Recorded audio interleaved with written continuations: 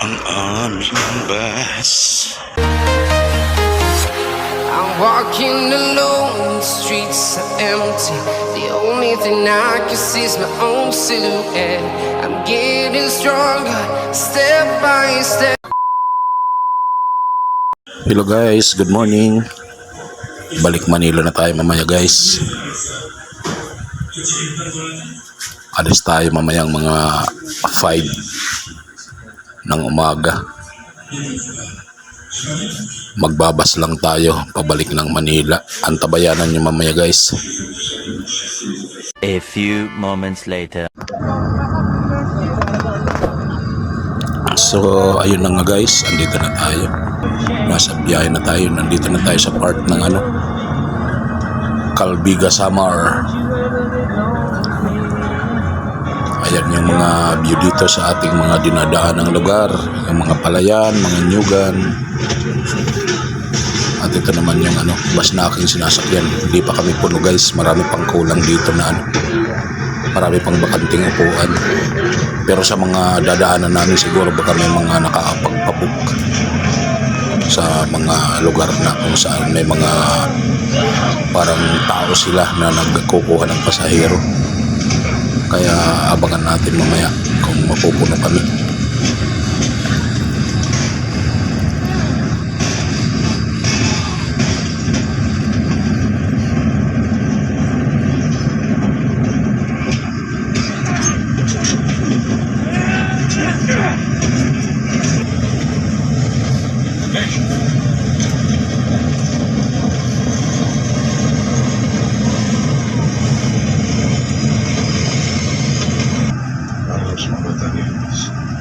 Bazen şunu diye onu da şezmezliğe getirip sokan yerlere koysa.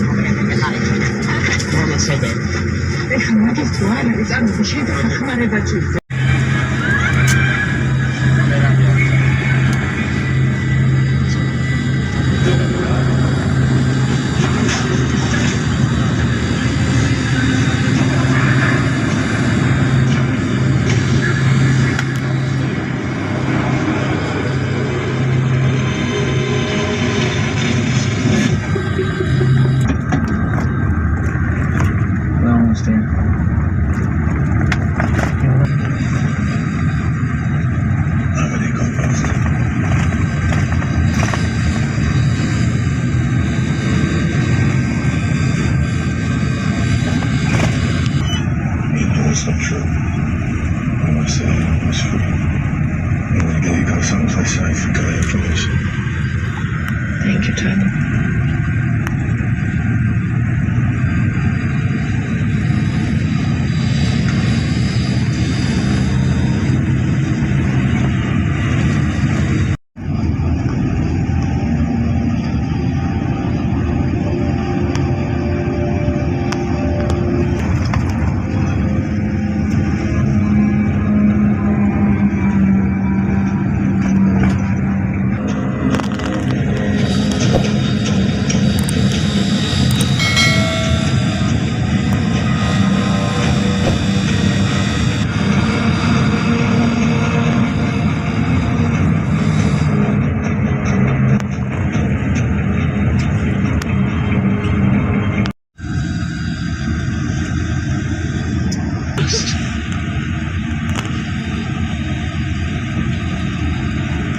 I wouldn't have said no to this if it was important to you.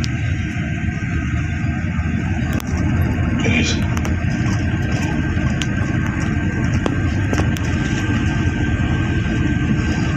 Thank you, Doctor. Nothing. Alone.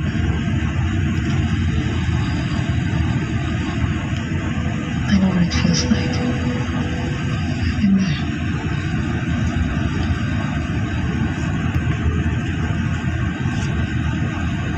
Everyone deserves a second chance.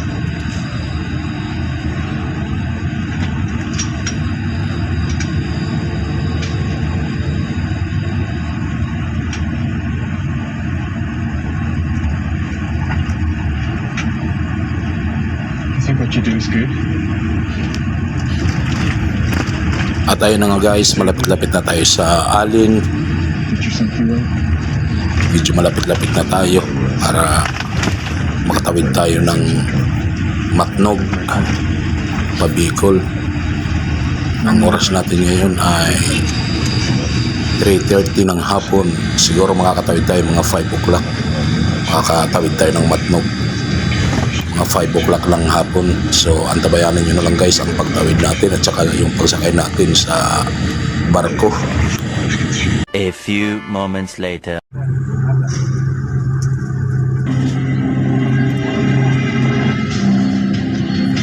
At ayun na nga guys, andito na kami sa port ng Alin.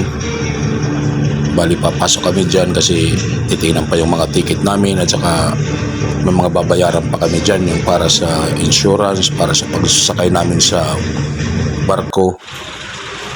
At ayan yung ayan yung sasakyan namin na barko.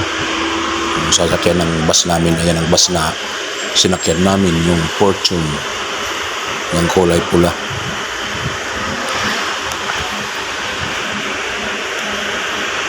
At ayan na rin ang aking mga kasama, nagsibaba na rin sila para papasok na kami doon sa aming mga kailangang bayaran pa.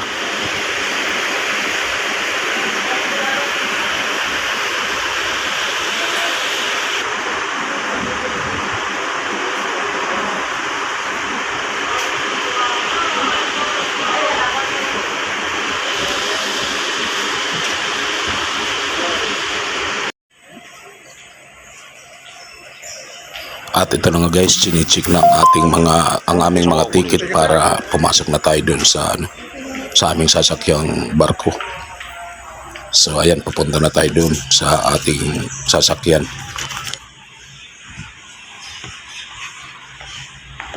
Ay guys, pasakay na kami ng andito na kami sa Alin. Sasakay na kami ng barko.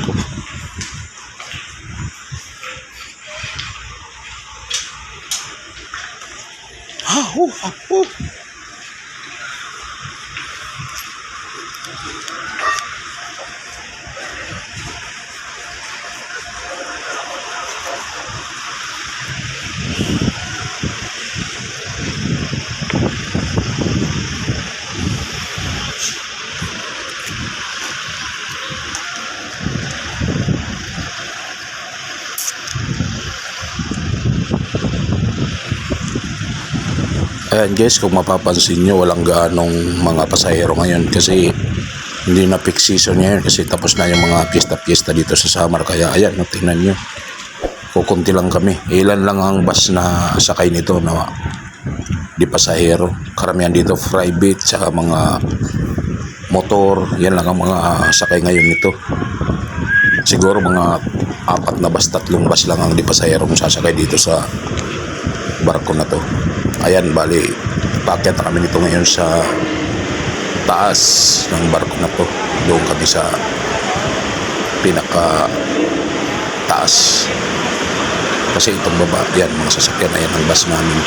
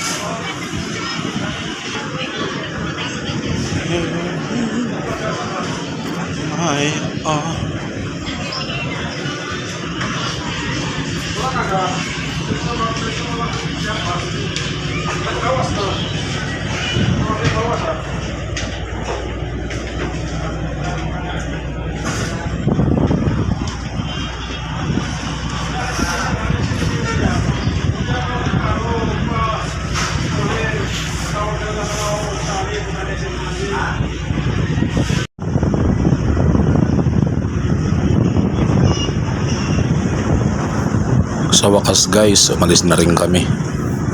Umalis na kami ng Allenport. Bali, na kami, pamatnog. Siguro mga 5 o'clock kami darating doon sa matnog nito. Kasi 1.5 oras ang biyahe nito, yung pagtawid. Kaya talagang gabi na tayo siguro magbibiyahe pa Manila.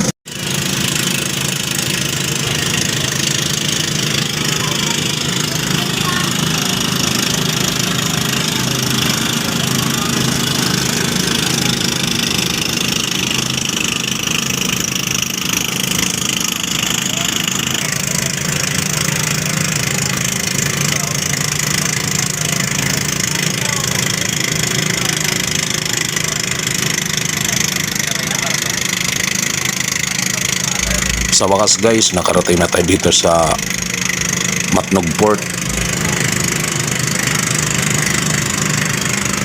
Dali, andito na tayo. Karating lang natin. At saka ito yung mga bangkang di motor na ang sakay niyan yung mga nagtitinda ng mga kung ano-anong kakanin na isinasakay dito sa barko na sinasakyan namin na binibinta rin nila. So I guess antay lang natin ibaba yung unang lumabas yung mga sasakyan kasi yun talagang una bago yung mga tao nasakay. Pinapauna nila yung mga sasakyan na karga. So ayun, antay lang natin. dito. Andito pala kami sa kabila.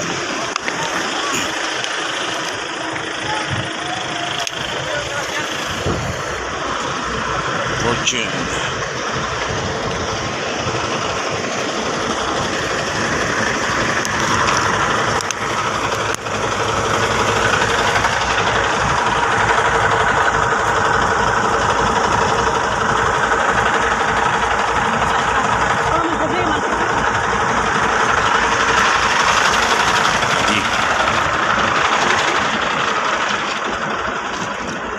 Ang aming bus.